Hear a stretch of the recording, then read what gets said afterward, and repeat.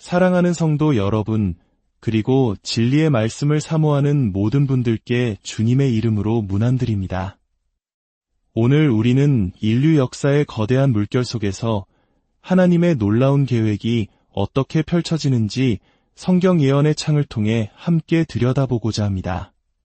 세상의 권력은 흥하고 쇠하지만 영원부터 영원까지 변치 않으시는 하나님의 말씀은 어제나 오늘이나 동일하게 살아 역사하십니다. 이 귀한 말씀을 시작하기에 앞서 잠시 시간을 내어 이 채널을 구독하고 좋아요를 눌러주시면 더 많은 영혼에게 이 복음의 빛이 전파되는 귀한 사역에 동참하시게 됩니다. 여러분의 작은 손길이 누군가에게는 영원한 생명의 통로가 될 수 있습니다. 참여해주시는 모든 분들의 삶에 하나님의 크신 은혜와 평강이 함께하시기를 기도합니다.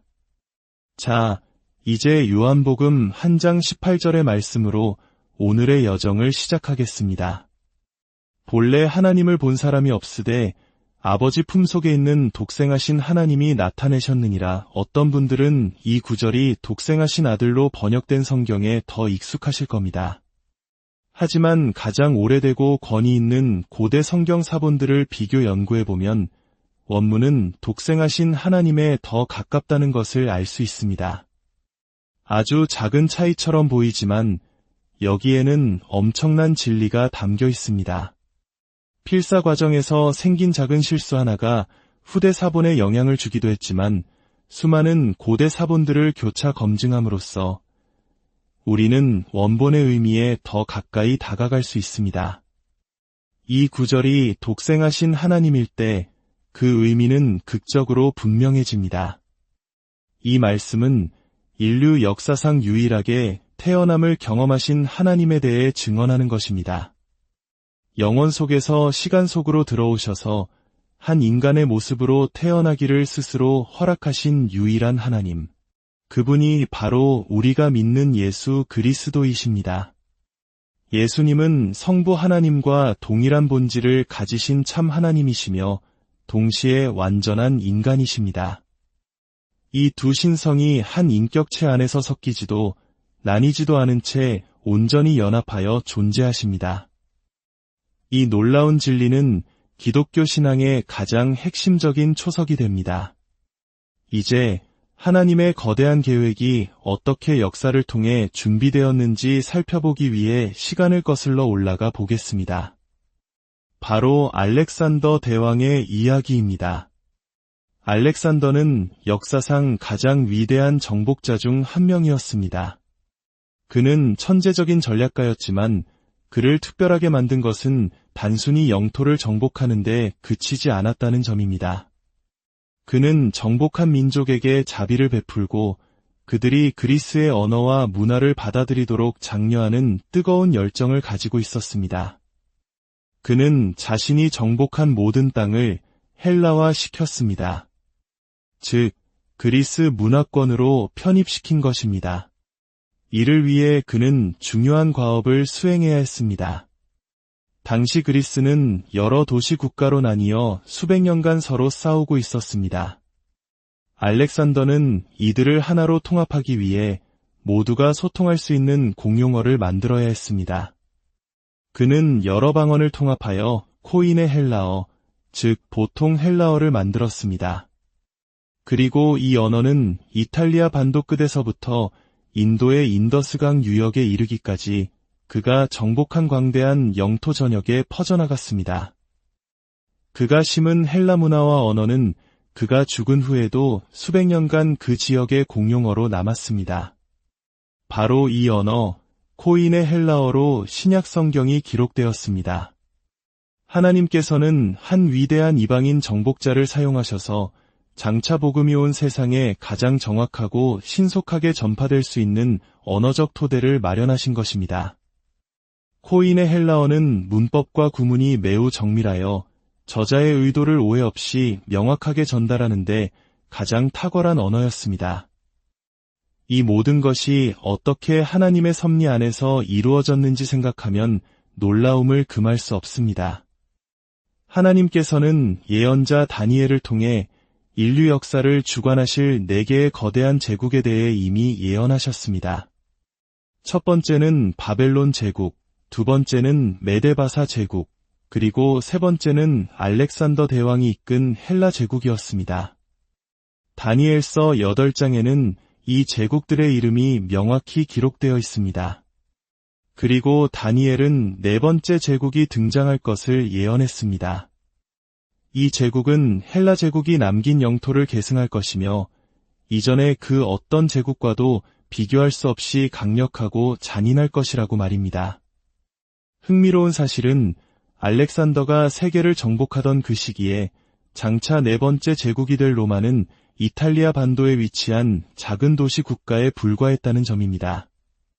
알렉산더가 사망할 무렵 로마시의 인구는 약 3만 명, 주변 지역을 모두 합쳐도 12만 명 정도였습니다. 누구도 이 작은 도시 국가가 세계를 제패할 초강대국이 되리라고는 상상하지 못했습니다. 하지만 로마는 조용히 그리고 강력하게 성장했습니다. 그들의 성장 동력은 바로 역사상 가장 강력하고 체계적인 군대, 로마 군단이었습니다. 로마 군단병 한 명을 양성하는 데는 무려 5년이라는 혹독한 훈련 기간이 필요했습니다. 각 병사는 가로 세로 약 2미터의 공간, 즉 자신이 맡은 구역을 목숨 걸고 방어하도록 훈련받았습니다. 그들은 바로 옆 동료가 자신의 구역을 완벽하게 지켜줄 것이라는 절대적인 신뢰를 바탕으로 하나의 거대한 강철 벽처럼 움직였습니다. 로마 군단이 전투 대형을 갖추고 전진할 때 그들은 마치 거대한 잔디 깎는 기계처럼 적들을 쓰러뜨렸습니다. 그들의 주무기는 글라디우스라 불리는 약 60cm 길이의 짧은 양날 검이었습니다. 적들은 그 짧은 칼을 보고 비웃었지만 로마 군단병은 이 칼을 가장 효율적으로 사용하는 방법을 알고 있었습니다. 그들은 거대한 방패로 적의 공격을 막아낸 뒤 적의 빈틈을 파고들어 치명적인 일격을 가했습니다.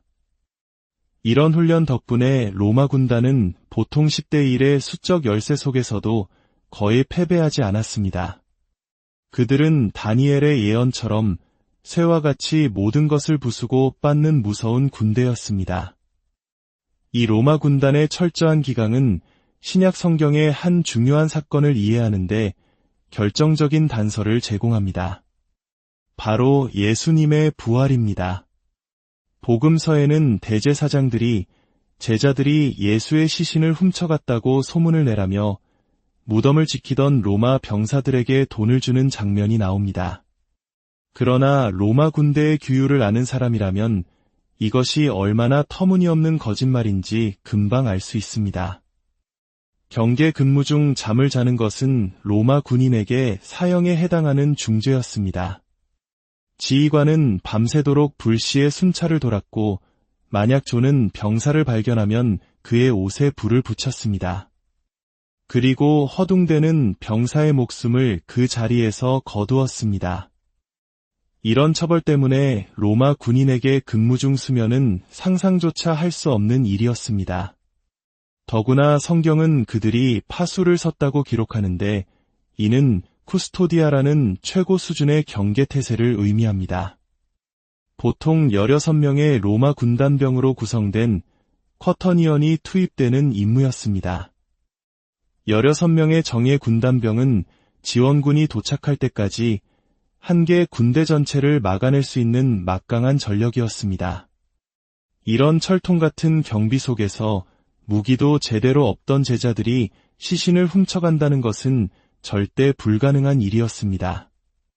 로마 군단의 존재 자체가 예수님의 무덤이 비어 있었던 이유가 도난이 아니라 오직 초자연적인 부활뿐임을 강력하게 증언하는 것입니다.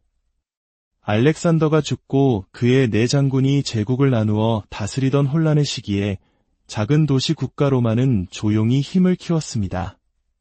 그리고 다니엘은 이 일이 일어나기 약 380년 전에 바로 그 작은 도시 국가가 인류 역사상 가장 무자비하고 강력한 초강대국이 될 것을 정확히 예언했습니다. 다니엘서 7장은 이 네 번째 제국, 로마에 대해 집중적으로 조명합니다. 다니엘은 4마리의 짐승에 대한 환상을 보는데 4번째 짐승은 이전의 짐승들과는 비교도 할 수 없이 무섭고 끔찍한 모습이었습니다. 쇠로 된 이빨과 노스로 된 발톱을 가지고 모든 것을 삼키고 부서뜨리며 짓밟았습니다. 그리고 다니엘은 이 4번째 짐승의 머리에서 10개의 뿔이 돋아나는 것을 봅니다. 천사는 이 환상을 해석해 줍니다. 23절입니다. 4번째 짐승은 곧 땅의 4번째 나라라. 이는 다른 모든 나라와 달라서 온 천하를 삼키고 밟아 부서뜨릴 것이며 이 예언은 로마 제국을 통해 역사적으로 정확하게 성취되었습니다. 그런데 예언은 여기서 그치지 않습니다. 24절은 우리를 미래, 바로 우리가 살고 있는 시대로 인도합니다. 그 10뿔은 그 나라에서 일어날 열왕이요. 여기서 그 나라에서라는 표현이 매우 중요합니다. 이 열왕, 즉 10개의 나라는 완전히 새로운 5번째 제국이 아니라 바로 4번째 제국, 즉 로마 제국의 영토와 문화적 유산 안에서 나올 것임을 의미합니다. 역사적으로 로마 제국은 외부의 침략으로 멸망한 것이 아니라 내부로부터 서서히 붕괴되었습니다. 하지만 그 문화와 법, 언어와 정신은 오늘날 서구 문명에 깊숙이 뿌리 내려 있습니다. 다니엘의 예언은 마지막 때에 이 고대 로마 제국의 영토를 기반으로 한 10개의 국가연합이 다시 등장할 것을 보여줍니다. 성경학자들은 이를 부활한 로마 제국 또는 로마 제국 제2단계라고 부릅니다. 그리고 예언은 계속됩니다. 그 후에 또 하나가 일어나리니 그는 먼저 있던 자들과 다르고 또 새 왕을 복종시킬 것이며 10개의 뿔, 즉 10명의 왕이 등장한 후 그들 사이에서 작은 뿔이라 불리는 11번째 인물이 나타납니다. 그는 기존의 지도자들과는 전혀 다른 방식으로 권력을 장악하며 열왕 중 세 왕을 굴복시키고 연합체를 완전히 장악합니다. 이 인물이 바로 성경이 예언하는 마지막 때의 세계 통치자, 즉 적그리스도입니다. 그가 이끄는 마지막 세계 제국은 인류 역사상 그 어떤 제국보다 더 광범위하게 세상을 통제할 것입니다. 하지만 그들의 통치는 영원하지 않습니다. 다니엘은 그 제국의 절정기에 옛적부터 항상 계신 이, 즉 하나님께서 심판을 베푸시고 그 나라를 지극히 높으신 이의 성도들에게 주실 것이라고 예언합니다. 다니엘서 2장의 예언처럼 사람의 손으로 하지 아니한 뜨인 돌이 나타나 이 거대한 제국을 산산조각 낼 것입니다. 그 돌은 바로 다시 오실 우리의 왕, 예수 그리스도이십니다. 주님께서는 이 땅에 재림하셔서 세상의 모든 권세를 멸하시고 영원히 쇠하지 않는 하나님의 나라를 세우실 것입니다. 사랑하는 성도 여러분, 우리가 오늘 살펴본 성경의 예언은 놀랍도록 정확하게 역사를 관통하고 있습니다. 세상의 역사는 혼란스럽고 두려워 보이지만 그 모든 것을 주관하시는 분은 바로 우리 하나님이십니다. 하나님께서는 알렉산더 대왕의 야망도 로마 군단의 철권 통치도 당신의 위대한 구원 계획을 이루기 위한 도구로 사용하셨습니다. 마지막 때가 가까울수록 세상은 더욱 혼란해질 것입니다. 그러나 우리는 두려워할 필요가 없습니다.